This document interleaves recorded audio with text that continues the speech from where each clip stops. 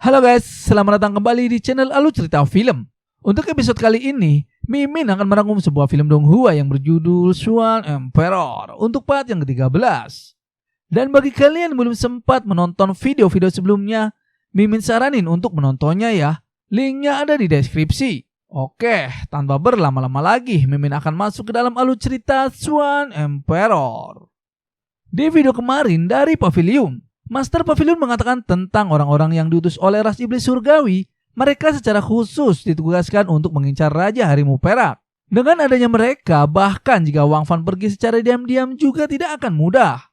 Ia juga mengatakan kalau Raja Harimau Perak berjuang untuk mendapatkan hak tinggal selama 30 tahun untuk pavilionnya. Ia juga bukan orang yang tidak tahu terima kasih. Jadi hari ini ia akan menggunakan beberapa koneksinya untuk memancing pergi mereka. Setelah itu Raja Harimau Perak bisa mengambil kesempatan untuk keluar. Wang Fan pun berterima kasih kepada Master Pavilion.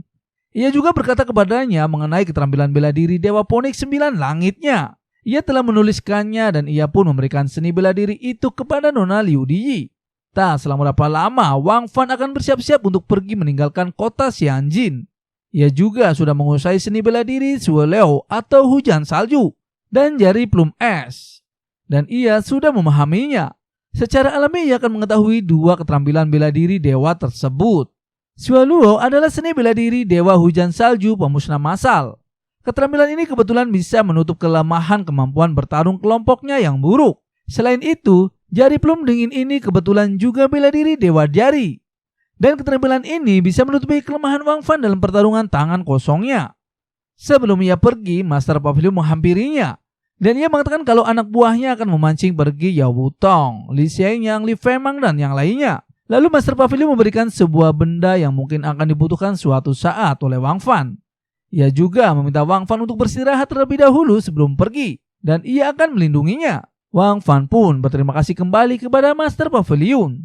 Tak selang berapa lama, Yu Guhong datang dan kedatangannya ia hanya ingin tanya satu hal kepada Wang Fan. Ia menanyakan menara Xianji benar-benar rusak atau Wang Fan lah yang menghancurkan diri setelah Wang Fan melewati lantai 9. Seketika itu Nona Liu Di pun terkejut karena Wang Fan benar-benar melewati lantai 9 menara Xianji. Namun Wang Fan tidak menjawab pertanyaan Yu Guhong.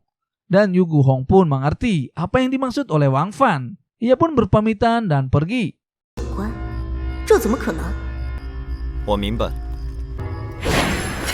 Dan dari kediaman penguasa kota Xianjin, Yu Guhong melapor kepada gurunya kalau ia sudah menyampaikan kepada Wang Fan sesuai yang guru katakan. Lalu Tuan Zhao Hangtian berkata kalau dunia ini sangat luas. Tidak sederhana 3 Golden Martial God yang sebelumnya.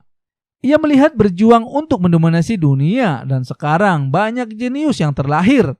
Ia juga mengatakan kepada Yu Guhong untuk tidak mudah puas dan harus bisa melampaui Raja Harimau Perak. Dan sekarang Raja Harimau Peraklah target selanjutnya. Yu Guhong pun bersumpah kalau ia pasti akan melampauinya. Ia juga mengatakan kalau ia sekarang juga akan berlatih. Tuan Zhao Hangtian juga tahu kalau Raja Harimau Perak telah melewati lantai 9 dan mendapatkan mutiara Dewa Silin dan menyadari 2 keterampilan dewa yang dapat membuat menara Xianji menghancurkan diri. Ia juga bangga terhadap Raja Harimau Perak dan ia berharap kalau Raja Harimau Perak bisa membuka era baru. Dan jangan seperti mereka yang dulu selalu membanggakan diri. Semua itu tergantung apa ia bisa hidup untuk waktu yang lama. Terkadang bertahan hiduplah itu yang paling sulit. Dan dari Pavilion Qixing, Wang Fan akan segera pergi dan meninggalkan kota Xianjin. Master Pavilion mengatakan kalau anak buahnya ditemukan oleh Yu Wutong dan Li Xianyang. Dan mereka menahan anak buahnya sampai sekarang. Dan ia meminta maaf karena ia ceroboh. Lalu Wang Fan menjawab kalau Master Pavilion telah bekerja keras untuk dirinya dan ia tidak mungkin bisa menyalahkannya. Dengan kata lain, ia hanya bisa mengandalkan dirinya sendiri. Namun, Master Pavilion mempunyai rencana lain. Ia memberikan kuda kepada Wang Fan dan kuda tersebut adalah kuda tercepat di kota Xianjin-nya. Dan Pavilionnya menghabiskan 300 pil untuk membelinya tahun yang lalu. Dan kuda itu bernama Kuda Naga Putih Kilat. Hari itu juga Master Pavilion menyerahkan kudanya kepada Wang Fan. Ia berharap kuda itu bisa membantunya mengatasi krisis. Master Pavilion juga tahu kalau Wang Fan sudah melewati lantai 9 menara Xianji. Dan ia tahu dengan kekuatannya sekarang maka dari itu ia memberikan kuda kesayangannya untuknya. Ia juga berharap suatu saat nanti Raja Harimau Perak bisa menguji kuda naga putih petirnya berlari di seluruh dunia. Wang Fan pun seketika menaiki kudanya dan ia berkata, suatu saat jika bertemu lagi Wang Fan bisa lebih banyak melihat senyumannya. Ia pun langsung pergi meninggalkan Master Pavilion. 现在我认为你比我更适合拥有它。好，是啊，我已经很久没有笑容。 Di dalam perjalanannya, Wang Fan tahu kalau ada yang sedang memata-matai dirinya. Dan ia adalah He Xingyun dan Feng Feiliu. Wang Fan pun menertawakan mereka. Dan di saat mereka akan menyerang ke arah Wang Fan pun memilih pergi bersama kuda tercepatnya. Namun setelah di depan gerbang kota Xianjin, ia dikepung oleh orang-orang dari klan iblis surgawi dan Li Feimang. Panah pun berterbangan ke arah Wang Fan, akan tetapi Wang Fan dengan mudah menangkis serangan panah tersebut. Di saat itu juga Li Feimang pun langsung menyerang ke arah Wang Fan. Ia mengatakan kepada Wang Fan sebagai kebanggaan ras manusia, tetapi kenapa melarikan diri seperti anjing? Dan ia berenam akan menghajar Wang Fan. Lihat sampai mana Wang Fan bisa menggila. Sementara di sisi lain, Master Pavilion menyusul Wang Fan yang sedang dalam kesulitan. Namun sesampainya di sana, Master Pavilion pun hanya terkejut dan terdiam. Karena Wang Fan tidak melarikan diri.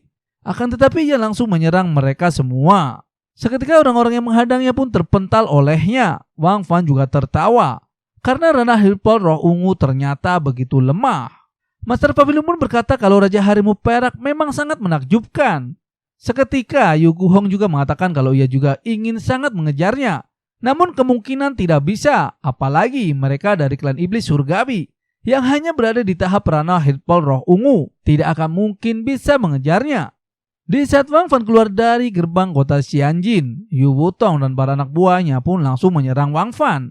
Di saat bersamaan, orang-orang melihatnya pun mengatakan sepertinya Raja Harimau Perak itu benar-benar tergantung pada keberuntungan untuk menang. Ia juga mengatakan kalau kekuatan ras iblis surgawi dan klan pedang tirani 9 matahari bekerja sama, mengirim penjaga dewa sebanyak 60 orang. Dan pasti sangat mengerikan. 60 orang roh ungu melawan 1 orang aliran biru. Ini semua sama sekali tidak sebanding. Tentunya Raja Harimau Perak pasti dalam bahaya. Raja Harimau Perak mungkin bisa melawan 6 sekaligus. Namun, ini adalah 60 orang. Takutnya Wang Fan sulit untuk bertahan hidup. Di sisi lain, Master Pavilion sangat yakin kalau Wang Fan pasti bisa berhasil lolos dari mereka semua. Dan dari Wang Fan, ia menggunakan keterampilan sembaran petirnya. Dan membuat mereka pun semua terpental dan terluka. Ia juga mengeluarkan keterampilan jurus bela diri Dewa Hujan Salju Pemusnah Massal yang membuat mereka membeku dan mati.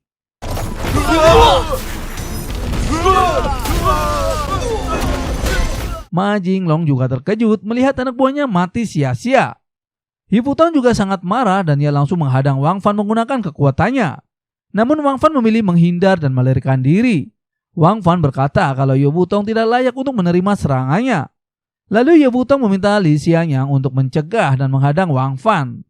Seketika Li Xiangyang pun langsung menyerang Wang Fan dengan kekuatan pedangnya. Namun Wang Fan masih bisa menghindarinya dan menerobosnya. Ia juga heran kenapa Wang Fan bisa menghindari serangannya yang kuat itu. Kenapa kekuatan Wang Fan semakin kuat? Yu Wutong pun marah kepada Li Xiangyang karena ia tidak bisa menghentikan Wang Fan secara langsung. Namun Li Xiangyang juga berkata kalau Yu Wutong juga sama. Kalau ia tidak bisa mengejar Raja Harimau Perak. Dan semua itu karena tidak kemampuannya. Dan itu konyol sekali. Dan membuat mereka saling menyalahkan satu sama lain. Di saat mereka akan bertarung, tiba-tiba Li Feimang langsung menggunakan teknik rahasia terlarang dan membuat kekuatannya meningkat drastis. Namun konsekuensinya dari teknik rahasia terlarang itu bukan sesuatu yang bisa ditanggung oleh semua orang. Li Feimang pun langsung mengejar Wang Fan. Yu Wutong dan para pengawalnya pun ikut mengejar Wang Fan bersama-sama.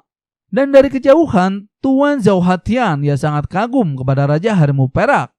Ia juga berkata kalau era baru benar-benar akan segera datang.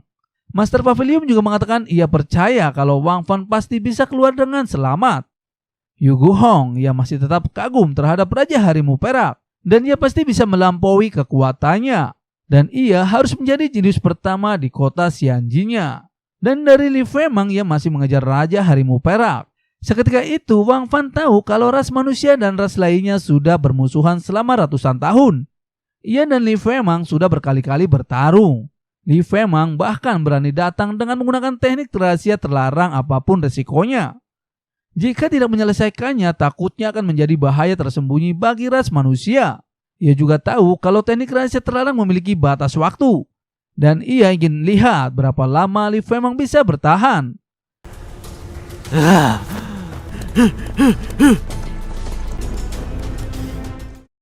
Yu Butang dan yang lainnya pun yakin kalau ia pasti bisa mengejar Raja Harimau Perak. Wang Fan juga sangat ingin mencoba seberapa kuat Rano Hirpo Roh Ungu tahap penyempurnaan. Di saat itu juga Li Fengmang langsung menyerang Wang Fan dengan kekuatan pedangnya. Wang Fan pun tidak tinggal diam dan ia langsung mengcounter serangan Li Fengmang. Namun Li Fengmang masih bisa menangkisnya. Ia pun langsung menyerang kembali ke arah Wang Fan.